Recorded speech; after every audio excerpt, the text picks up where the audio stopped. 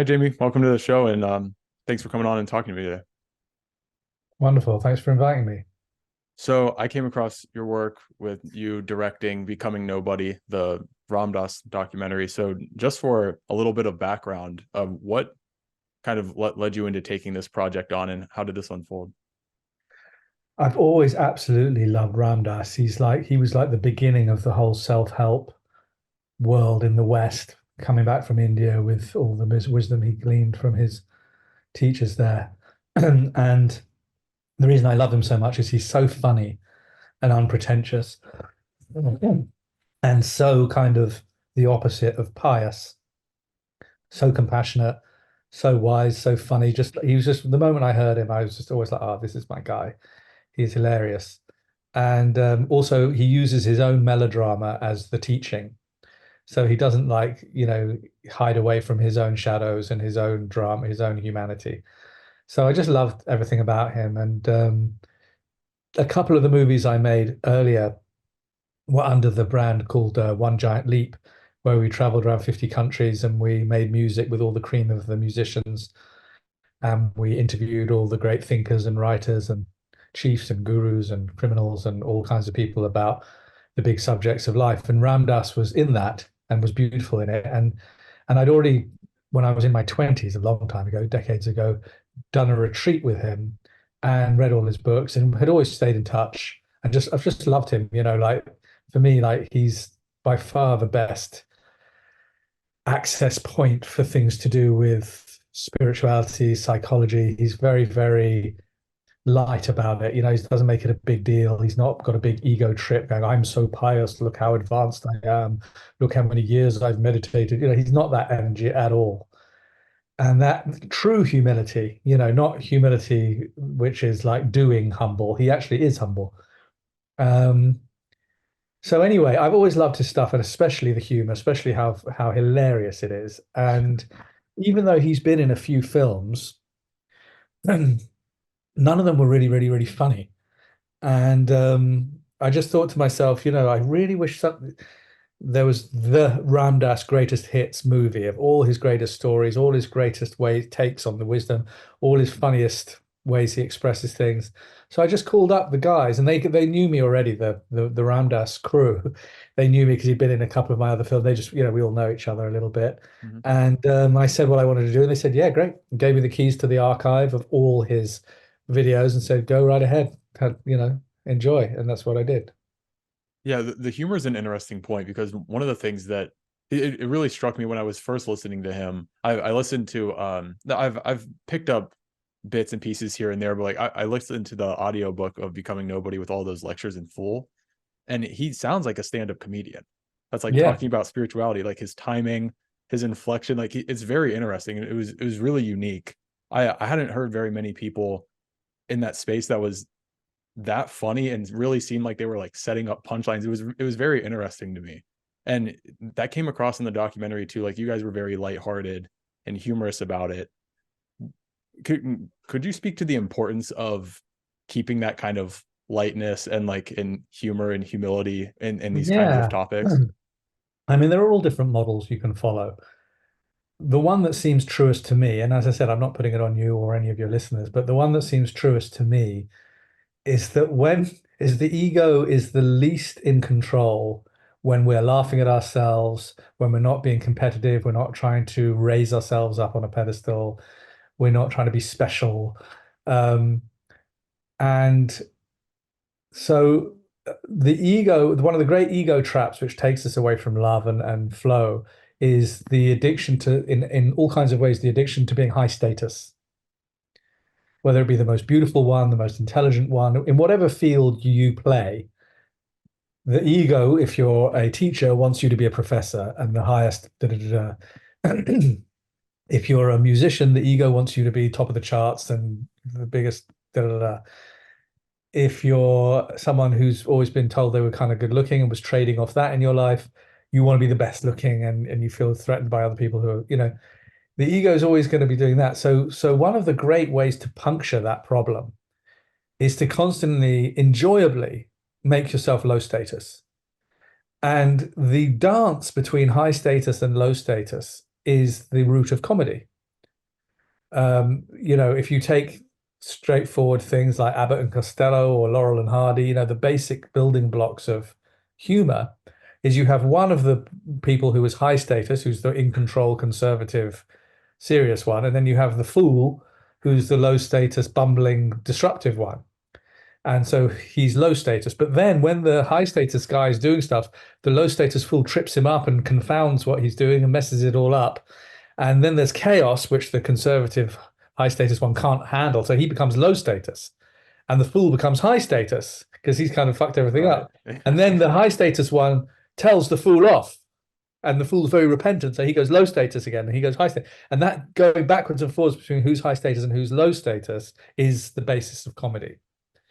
And it's the basis of wisdom. So on top of that, when I'm teaching similar kinds of concepts, when you're getting on well with people, they're more open to you. When you're laughing and you're playful, Right.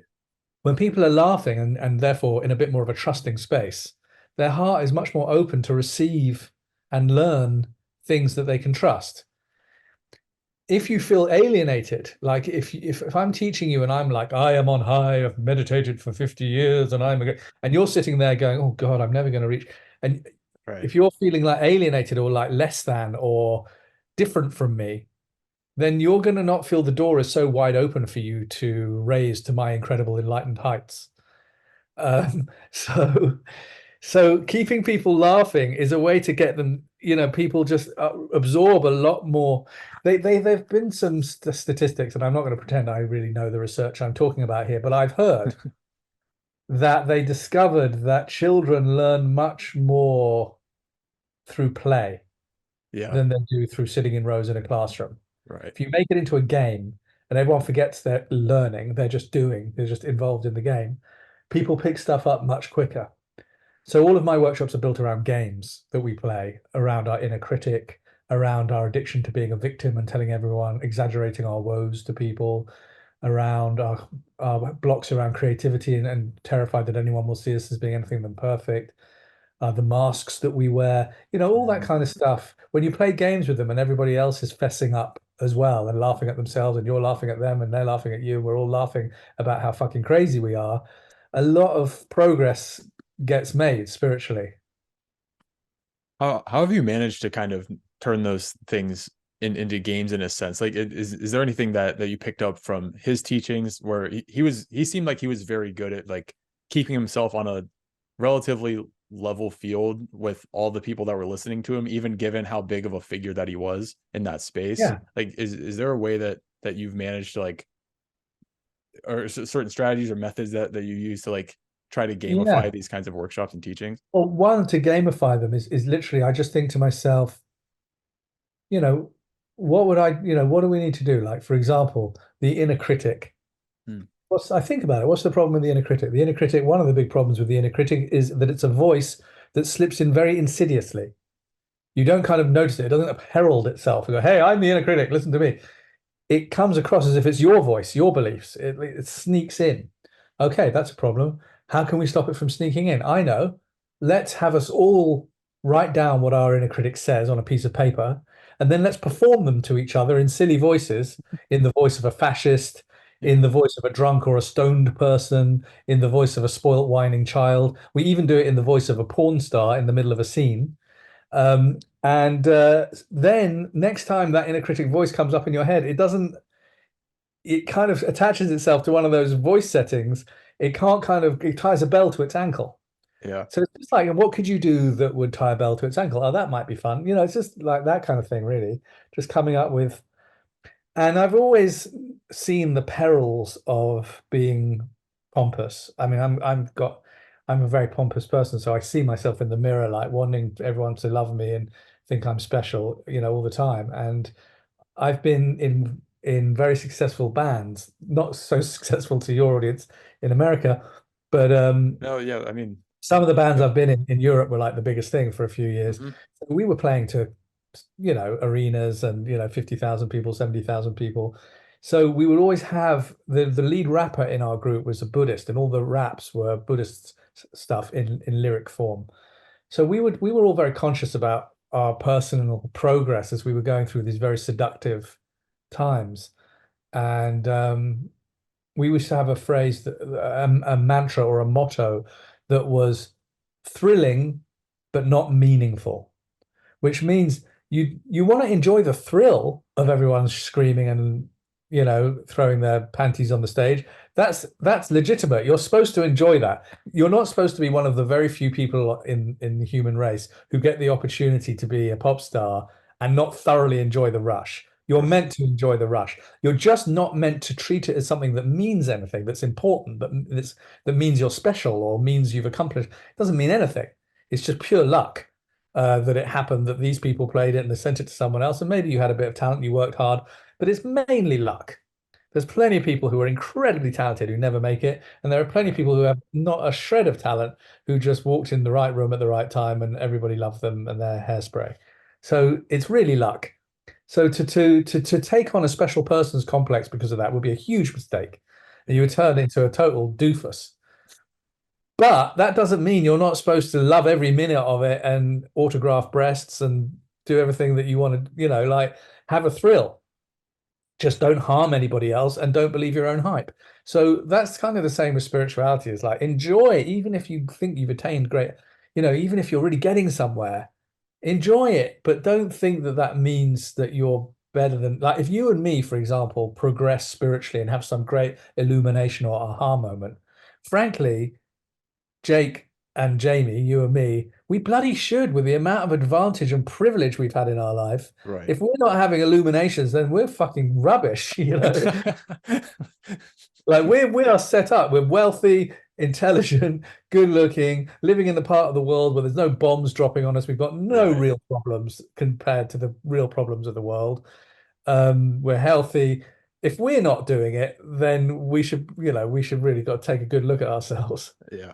So really with all these things, it's just a matter of kind of it's you're not doling yourself to the experiences, but you're lightening like the load a little bit and like how seriously you're taking yourself, how seriously you're taking the things that you're doing. You're just Believe me. kind of The yeah, moment you think the soul will never take itself seriously because the soul knows there's no me and there's no you. According to the soul, we're all one being experiencing things in 8 billion different ways. yeah, Um, the soul knows that the soul doesn't deal with who's better than who. Just it's just that's just not the level the soul operates at. So it can only be if you're getting into that kind of competitive, special, taking it all seriously thing, you are being trapped and tricked by your ego. yeah, You need to have an ego. I don't believe that book title that says the ego is the enemy. I don't believe that at all. You have to have a big ego if you want to do cool stuff because you're going to be on the planet with your unique flavor, your unique way of expressing stuff, your unique way of getting excited and imaginative and being your unique gifts. That's all the ego's individual personality doing stuff. That's fine. It's just make it your servant, not your master. yeah. You know, without a big ego, you don't get Nelson Mandela. Without a big Right. ego, you don't get David Bowie. Right. You don't get Madonna. You need to have a big ego to do a great big theatrical expression that's going to reach lots of people. But you can have a huge ego without it being a huge self-involved, competitive, insecure ego. Yeah. So there's something about like you're not just like completely getting rid of the self and like the things that you want to do, and there's still room to like have some kind of confidence to like do the thing that you want to do. You're not trying to just get rid of that completely. I've come here to have a human experience. Right. Those so-called spiritual people that tell you that the ego is an illusion and all self is an illusion, just punch them in the face and then see how much of an illusion they think it really is. Yeah, well, yeah, because one of the problems While with I'm that is on like, planet Earth, it's real. While I'm having right. this me experience in this Jamie body, in this Jamie world with all the Jamie stuff, it's real. I'm gonna play the video game. Yes, I know the video game ends, and maybe at the end of it, we will know it was all just a video game. But while I'm doing it, I'm going to involve myself fully in it. Yeah, in one of the lectures, and you guys brought this up in the documentary where you made that point. He said something about not getting too caught up in being holy and just being human because like that's the form that we're in at the moment. That seems to be like kind of his messaging is like don't get too wrapped up in like trying to like become something you're not and like just be a human fully. Yeah, while you're being while you're being a human, be a human. Be here Yeah. now. While you're sitting in full lotus position, touching the ninth chakra of baby Jesus and purple fireworks, do that. If that's what you're doing on Sunday afternoon, great as well. Like that's legit. Is this kind of messaging, like this kind of philosophy, like Eastern spirituality, is that something that you've always been interested in, or is that something that you kind of found when you were in your 20s? You mentioned like the Buddhist Yeah, lead. I discovered it through suffering, like most people. I wouldn't have bothered exploring different stuff if I didn't have to. I still Right. don't do any evolving unless I'm dragged backwards through it. I do all my evolving reluctantly. Um, but I used to have chronic panic attacks when I was a teenager, and I've also always been very sort of, as an artist, I've always been interested in storytelling and music and visuals. So, there was always going to be an attraction because, the spiritual, when I went to Sunday school as a kid, the thing I loved about Sunday school was the story of Noah and the Ark and Hmm. Moses and the Ten Commandments and Jonah and the whale. And, I loved all the Bible stories. That was what I've always I'm massively, massively into stories, books and so the story side of Buddhism, the story side of Hinduism, the story side of Eastern stuff and Western stuff, I love all the stories. I just love them, and I love story as a medium for getting stuff across. But I also had chronic panic attacks, so I needed to go and learn how to breathe. I needed to learn Tai Chi to learn how to ground my feet into the earth and not just fly away into my busy head. I need to learn certain things for survival. And there's a lot more of it in Eastern religion than there is in Western. They don't, Yeah. there's no breathing techniques in the Bible. Right. Right. There's no kind of learning how to ground but you go into the Yeah. Buddhist stuff and especially the Taoist stuff, which isn't Hmm. exactly Buddhist, but it's in the same neighborhood. Yeah. There's all kinds of actual, legitimate, proper, efficient ways to ground your energy, to breathe, to soothe your crazy nervous system, to learn about being compassionate to other people. Some of the parables and the Good Samaritan are semi interesting and useful, but I find the Eastern stuff is much more specific around actually efficient ways to live and be with each other. Yeah. Um, but all of that stuff is, I hope for you and your listeners, all of that stuff is usually confirming what you've already suspected rather than telling you something that you didn't know. Yeah. It's like you hear it, it confirms what you kind of always thought in your heart of hearts, and you go, oh, that's my thing, Buddhism. But it wasn't like Buddhism taught you that. Buddhism confirmed to you how it seemed true already So it's kind of just like finding a voice that resonates with the thing that you already kind of believed yourself. in your heart of hearts. Yeah, Yeah. So for you, was Ramdas one of those voices, like when you found that exactly. you're like, oh yeah, that's the guy that kind of is like articulating the things I've already kind of felt. Exactly. And like having been somebody who has been to a lot of kind of schools and places where it was very autocratic, very bossy, basically, very Right. down. Um, and people very smug and kind of pleased with themselves in their power hierarchies. I've always found that disgusting and revolting and wanted to Yeah. rebel against it. So the moment I see Ramdas who's not doing that, and in fact teasing people who are, and teasing himself when he gets like that, I'm like, that's my guy. Yeah. Yeah. It's way more refreshing to hear somebody like him lecture. He's so good at doing that and like diminishing himself, which I think is it's it's interesting how he was able to manage that while being so big. Because it seems like many figures weren't able to do that. Yeah, well, Do early you have a on, gauge on how he managed that? because it's true. And Right. because he was so truly seeking truth that when he strayed from that truth, he could feel it. Doesn't Yeah. mean that he suddenly reaped terrible karma and life exploded in his face. But for all of us, when we stray from our true truth, we know. We've all had experiences where we've not been our best self, but we've done it anyway. Yeah. Maybe we had sex with someone who we knew that they were more into us than we were into them, and this wasn't going to go well, but we couldn't resist it because we were horny. Or we all know we've turned up at a party and we didn't eat before we went, and they had these delicious canapes, and we ate more than our share. Frankly, we were greedy because they were too fucking delicious. And we've all had times when we haven't been our best self. Yeah. But we know, hopefully, while we're doing it, what I want from you and from me and from all of the people in my cult is to at least know we're doing it when we're doing it. Yeah. So just being more aware and actually catching it instead of just being completely like oblivious. Yeah, and then So busting yourself, but like the laughing policeman, like laughing your way to prison, not being some big heavy trip on yourself. Go, yeah, that was arrogance. Okay, I admit it. yeah. How do you manage to like not beat yourself up? Because I find myself doing that when like I say something in an interaction and I'm like, ugh, I'm kind of like mad at myself for the Yeah, next like few days. even the beating yourself up is part of the curriculum because to notice you're beating yourself up reminds you to be compassionate towards yourself. Yeah. So like you act like a twat, then you cringe to yourself about what you've done, and then you go, ah, you know what?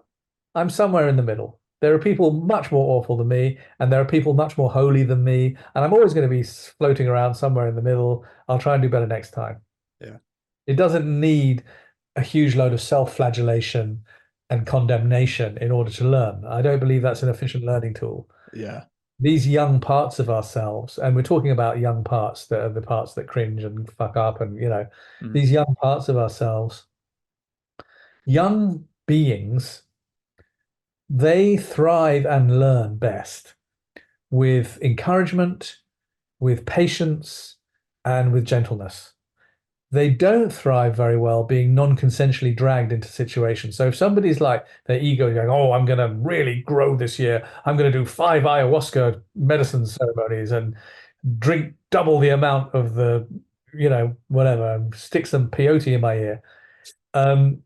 That's not very healthy for the fragile inner child who actually needs gentleness, and is being dragged non-consensually now into some sort of heavy fucking.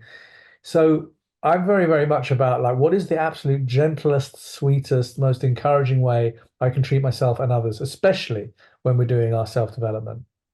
So just not like forcing things too hard to go too far to extremes If in we these practices. believe, if we really believe that the soul is the one that sets the curriculum for when we're going to get the illumination, how heavy it's going to, if we really believe it's our soul, then just don't let the ego get involved. Just do it when it arrives, but you don't need Yeah. to force it when it's not around. Yeah.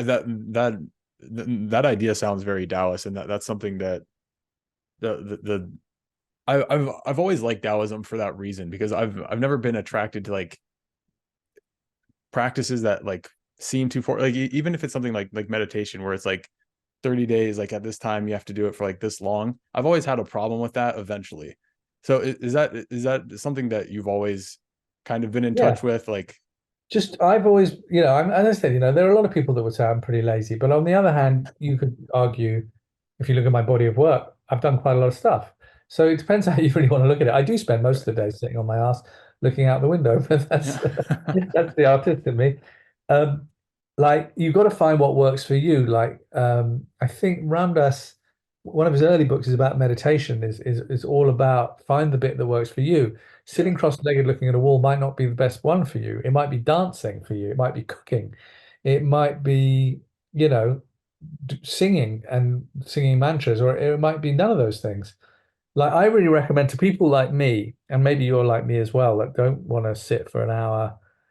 Um, I recommend that you do about 10 or 20 1-minute meditations every day, Yeah. because everyone can do Yeah. that. Right. So one of the things I ask my disciples is, I mean, my students, is to, I say, anytime, and your listeners, it may be useful for you, anytime you use a key, anytime you use steps or stairs, and anytime you use a faucet, you stop for 1 minute and be totally present with where you are and how you feel and the sounds and just not thinking about anything past, present, past, future. Just be absolutely where you are with the sensations and sounds, and then get on with your life. If you do that 10 or 20 times a day, it will revolutionize your life much more than 20 minutes of one meditation every day.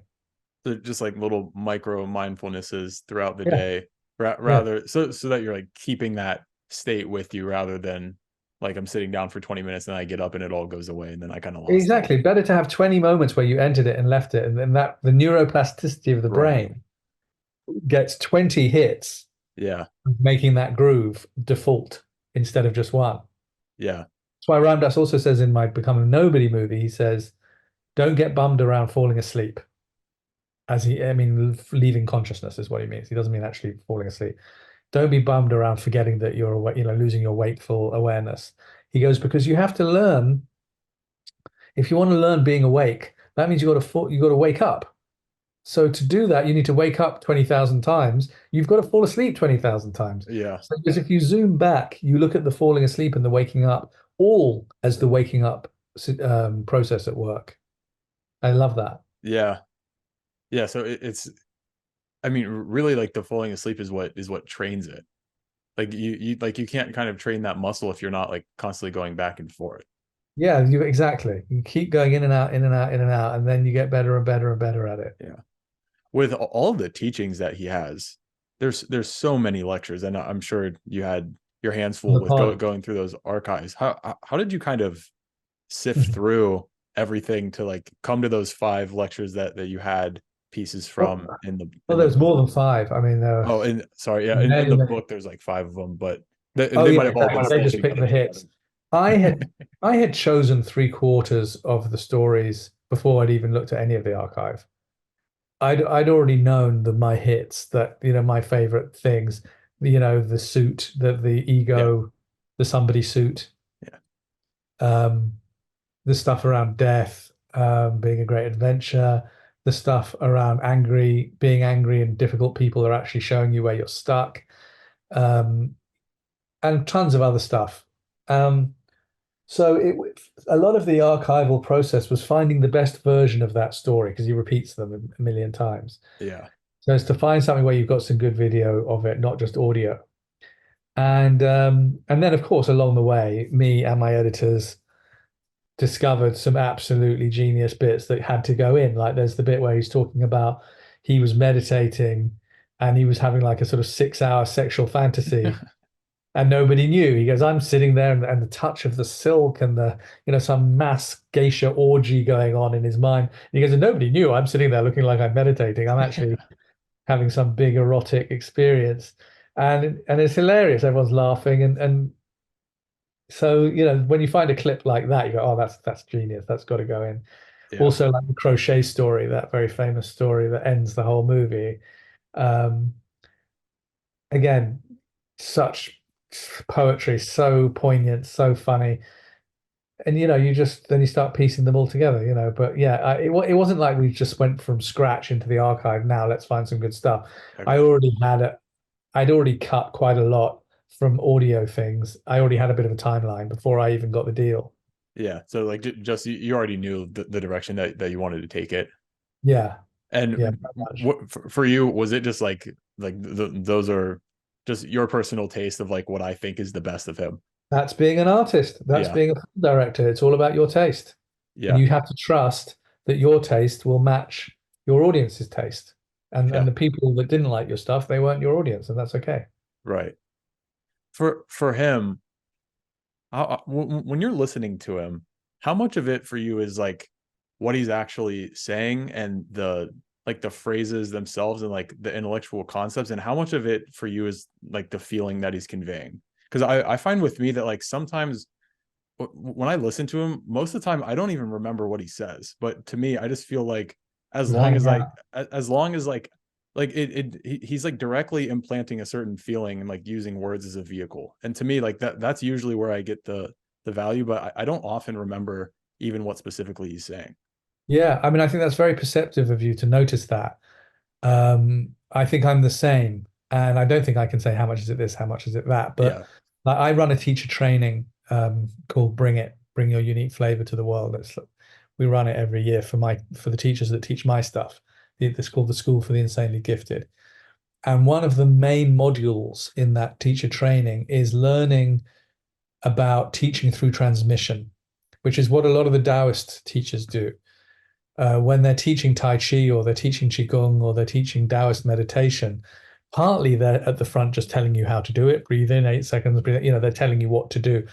But a big part of it is that they are filling the room with the chi of you already knowing how to do this.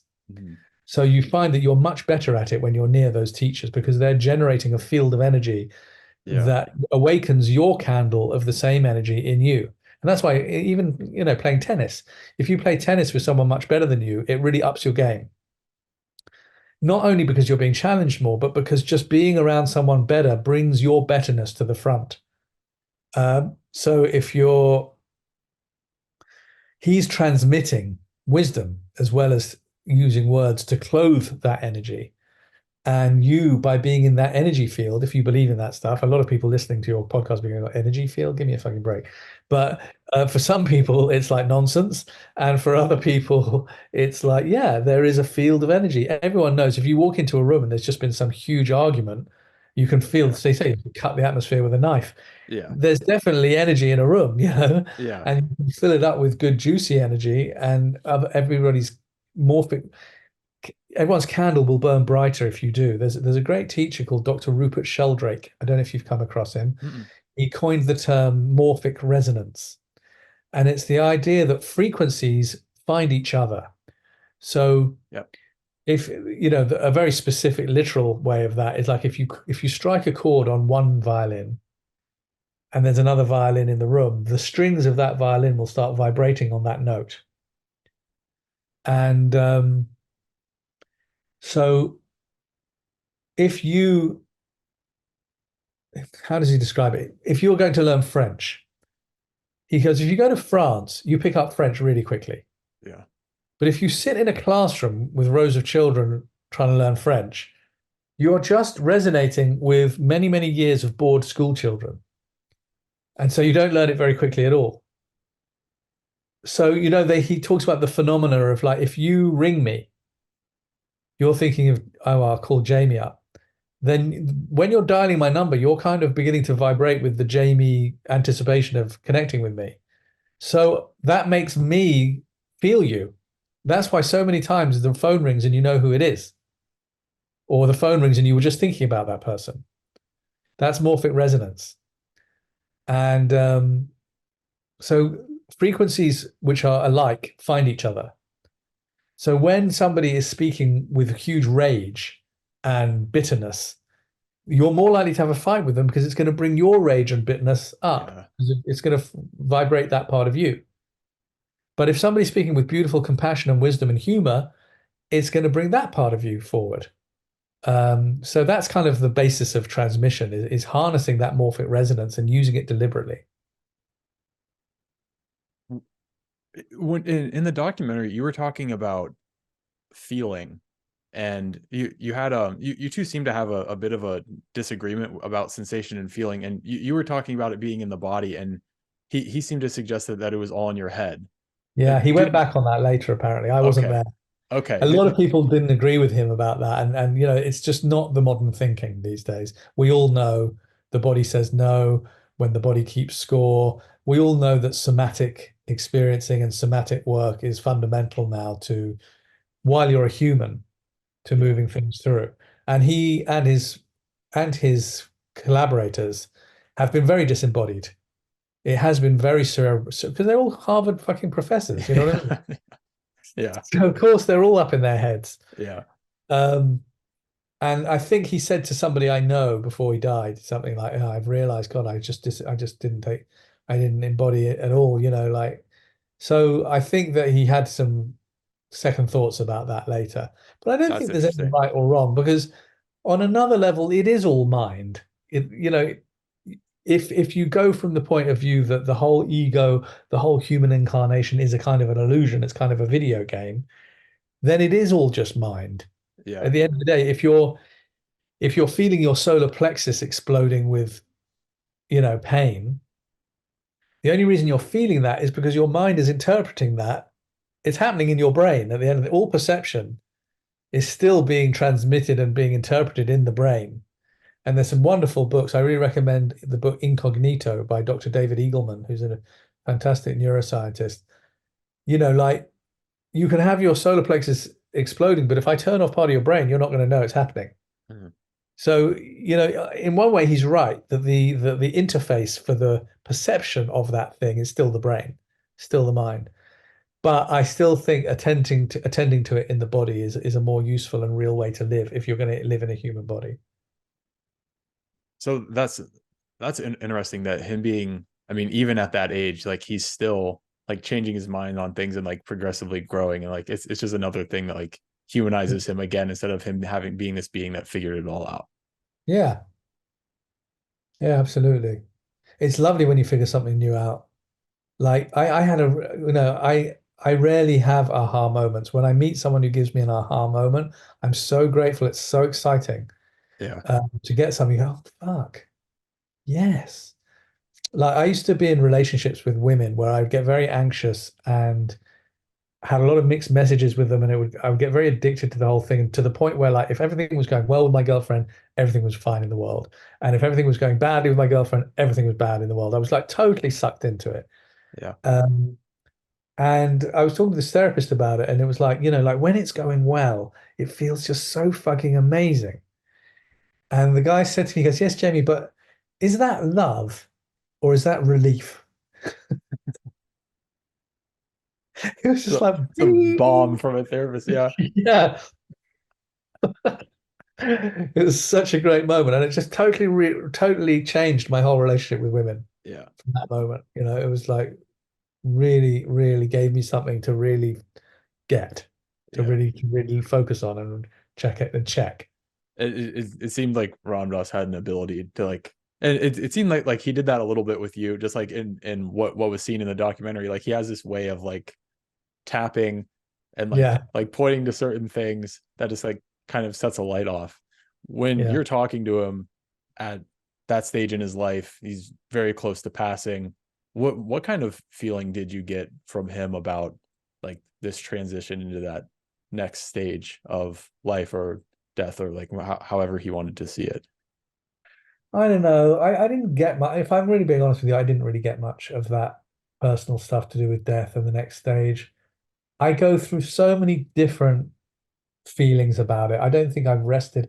My intellect understands it's the next adventure and the soul moves on. The ego's going to die, but the soul, nothing's going to happen to it. Um, and yet I'm still, I think, I'm still so much invested in the human thing. I don't really quite grok. I don't Yeah. quite let in the thing of the death not being me. To me, i in my truth, if I had to stake my life savings at the casino, my belief, and it's not a fixed, firm belief, Yeah. but my belief is that you die and that's it. But I Yeah, think fair that's enough. because I'm mainly in my ego, and that's true. For your ego, when you die, that is it. Yeah.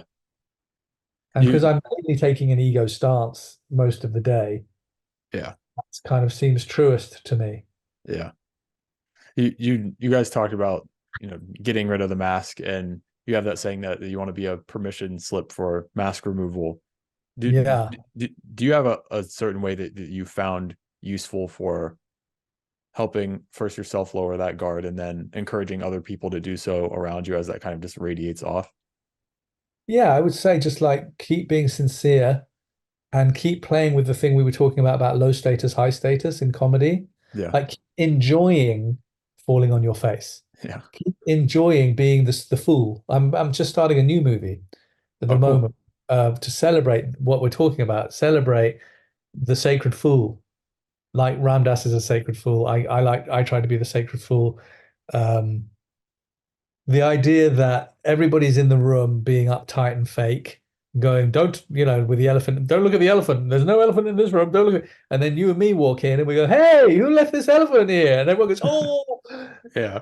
that's what I love, disrupting the fake, superficial pretentiousness of everybody's agreed consensus reality. I like disrupting it in a loving and groovy way.